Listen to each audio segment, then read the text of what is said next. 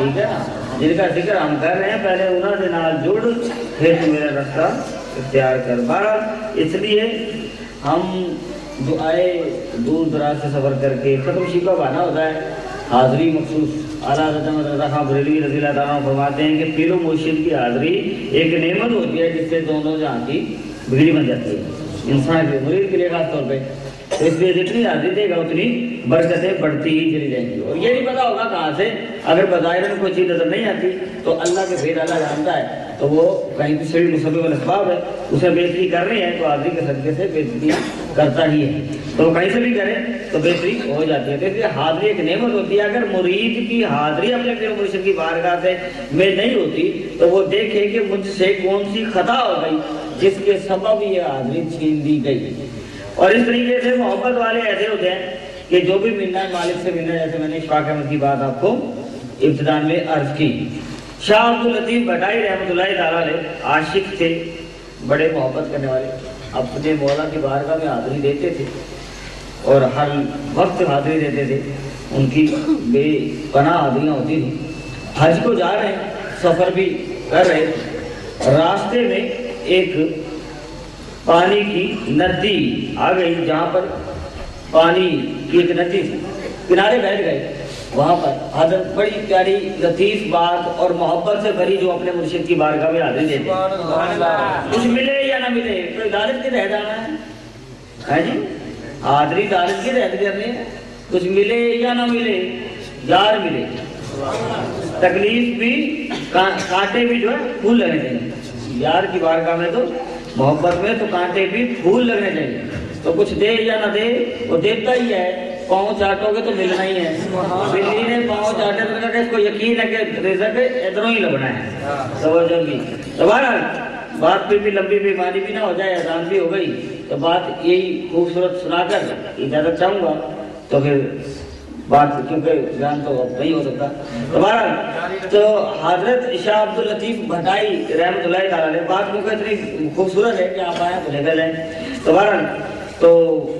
اس لیے سارا موضوع چینج کر دیا میں یہاں بیٹھ کر ابھی۔ تو بہرحال آپ حضرت شاہ عبداللطیف بھٹائی رحمۃ اللہ تعالیٰ علیہ ایک ندی کے کنارے بیٹھے، سفر حج ہو رہا ہے جیسے آپ کا ہو رہا ہے، تو اس لیے تو مرشد کا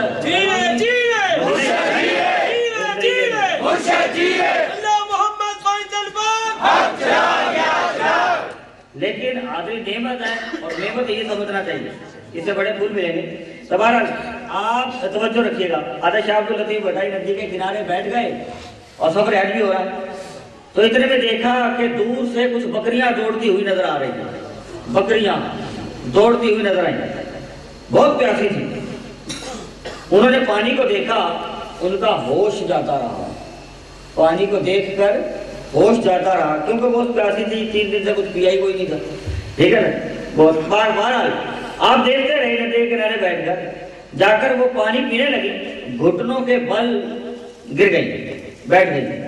حضرت امام مالک رحمۃ اللہ تعالیٰ علیہ فرماتے ہیں جب بھی اپنے پیر کی بارگاہ میں حاضری دیں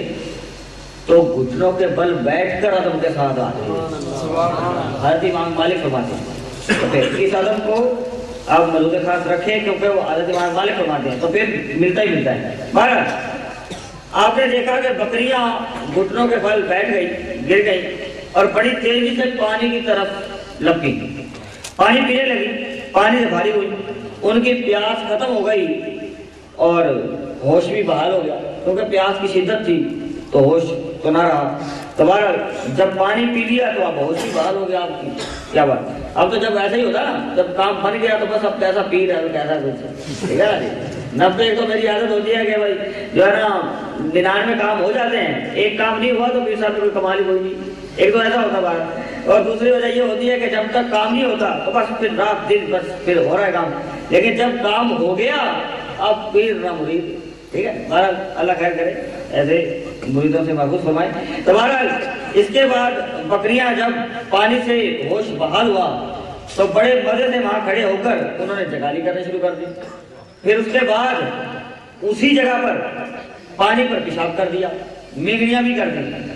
اب اللہ والوں کا اپنا ایک ظرف ہوتا ہے، اپنا ایک مزاج ہوتا ہے، یہ منظر دیکھ کر، یہ منظر دیکھ کر حضرت شاہ عبداللطیف بھٹائی رو پڑے، بہت زیادہ رو، اور کہنے لگے اپنے آپ سے مخاطب ہو کر، جیسے اشفاق احمد نے کہا تھا، اپنے آپ سے مخاطب ہو کر کہنے لگے کہ عبداللطیف تو بھی مکہ مدینہ کا سفر کر رہا ہے، تو بھی مکہ مدینہ کا سفر کر رہا ہے اور وہاں حاضری تو بھی دے گا، یہ تو نہیں کہ دیکھنے کے بعد تمہارا پیٹ بھر جائے، اپنے آپ سے مخاطب، اور وہیں پر تم بھی بے ادبی شروع کر دو۔ پھر آپ نے عرض کی اللہ تعالیٰ کی بارگاہ کے اندر مناجات کی، اے میرے محبوب میں تمہیں ڈھونڈتا ہی رہوں، اے میرے محبوب میں تمہیں ڈھونڈتا ہی رہوں، کبھی بھی نہ پاؤں، کبھی بھی نہ پاؤں۔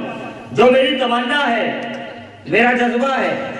میرا شوق ہے، میری پیاس ہے، پیاس کی شدت ہے، اے میرے مولا ایسا نہ ہو کہ میں اپنے پیارے حبیب صلی اللہ علیہ وسلم کے قدموں میں پہنچوں اور میری پیاس کم ہو جائے۔ اپنے آپ سے مخاطب ہو کر کہ میں اپنے پیارے آقا مدینے والے مصطفیٰ کی بارگاہ میں پہنچوں اور میری پیاس شدت کی یہ طلب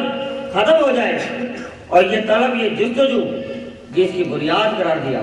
اور یہ نہیں کہا کہ پہنچ گئے تو کامل ہو گئے، یہ نہیں کہا کہ تم پہنچ گئے تو کامل ہو گئے اور اب تم سب کچھ پا گئے، یہ نہیں کہا۔ جو کوئی بھی ہمیشہ اپنے دل میں طلب محسوس کرے مرتے دم تک، تبھی کامیابی ممکن ہے۔ بڑی گہری بات ہوئی ہے، مرتے دم تک طلب محسوس کرے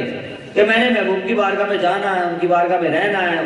ان سے عرضیں کرنی ہے، ان سے رہنا ہے ان کے پاس، یہ مرتے دم تک طلب کم نہ ہو۔ آپ فرماتے ہیں کامیابی ملنی اس کو ہے۔ اگر آپ آ گئے اور محبوب کو پا لیا اور کہہ دیا کہ اب تو سب کچھ مل گیا، تو ناکامی شروع ہو گئی۔ آپ فرماتے ہیں، اور آپ نے اشارہ کیا یہ کب ہو گئی تو پھر تیری ناکامی ہے۔ اور پھر مولا روح فرماتے ہیں یا بم یا نیا بم آرزوئے میں کنم، حاصل آید نہ یا آید جستجوئے میں کنم۔ یہ فرماتے ہیں کیا کہا کہ میں تمہیں پا سکوں یا نہ پا سکوں، اپنے محبوب کے بارے میں عرض کی کہ میں تمہیں پا سکوں یا نہ پا سکوں، تمہارے حضور پہنچ سکوں یا نہ پہنچ سکوں، آرزو بس کرتا رہوں تیرے ملنے کی، آرزو فقط کرتا رہوں۔ آگے فرمایا حاصل آید نہ آید جستجوئے میں کنم، کچھ ملے یا نہ ملے جستجو میری قائم رہے، کچھ ملے یا نہ ملے جستجو میری قائم رہے، بس مجھے اس جستجو میں رکھیو، اسی طلب میں رکھیو، اسی شوق میں رکھیو، کبھی میرا شوق، میرا یہ عشق، کبھی میرا یہ جذبہ کم نہ ہونے پائے، اس میں اضافہ ہی ہوتا رہے۔ یہ مکہ مدینہ جاتے ہوئے آپ نے دعا کی، مناجات اللہ تعالیٰ کی بارگاہ میں عرض کی، اور پھر ایک بڑی کام کی بات عرض کرتا چلوں، تو اس لیے حاضری بات سنانے کا مقصد یہ تھا کیونکہ اب موضوع سے ہٹ کر جو ہو گئی بات، پہلے تو موضوع کے ساتھ چلنا تھا لیکن بات کیونکہ بدل گئی، تو اس لیے وقت کی کمی کی وجہ سے، تو اس لیے پتہ چلا کہ حاضری دیتے رہیں اور محبوب سے ملنے کی آس رہے، ٹھیک ہے، کم نہ ہو، مل بھی جائے تو طرف بڑھتی ہی چلی جائے۔ اور یہاں تک کہ حضرت ابو عثمان رحمت اللہ تعالیٰ علیہ فرماتے ہیں کہ مرید صادق وہ ہے، حضرت ابو عثمان رحمت اللہ تعالیٰ علیہ فرماتے ہیں کہ مرید صادق وہ ہے جس کو اگر 1000 ذلت ملے اور 1000 رسوائی کے ساتھ اس کے پیر و مرشد اسے اپنی مجلس سے نکال دے، 1000 ذلت کے ساتھ، 1000 رسوائی کے ساتھ پیر و مرشد اسے اپنی مجلس سے نکال دے، تو بھی اس کے دل میں شیخ کی عظمت اور محبت ذرہ بھر بھی کم نہ ہو، بلکہ نقصان کی بجائے اس کی محبت میں مزید ترقی ہو۔ آپ فرماتے ہیں نقصان کی بجائے یا تو تھوڑی سی بات کہہ دیں 2 منٹ ملے نہ تو معاملہ پھر بڑا گڑبڑ ہو جاتا ہے، تو بس جی پیر صاحب کے خادم بھی بس ایسا ہی ہے، ملنے نہیں دیتے اور پتہ نہیں کیا ان کی بات چلتی ہے، بس ایسا ہو جاتا ہے۔ آپ فرماتے ہیں کہ ایک دفعہ آپ حضرت ابو عثمان فرماتے ہیں کہ ایک مرتبہ میں اپنے شیخ کے حضور حاضر ہوا، مجلس کو گرم تھی اور بڑا شور تھا، مگر شیخ نے مجھے نہایت بے عزتی کے کے ساتھ آدھا مجلس سے نکال دیا.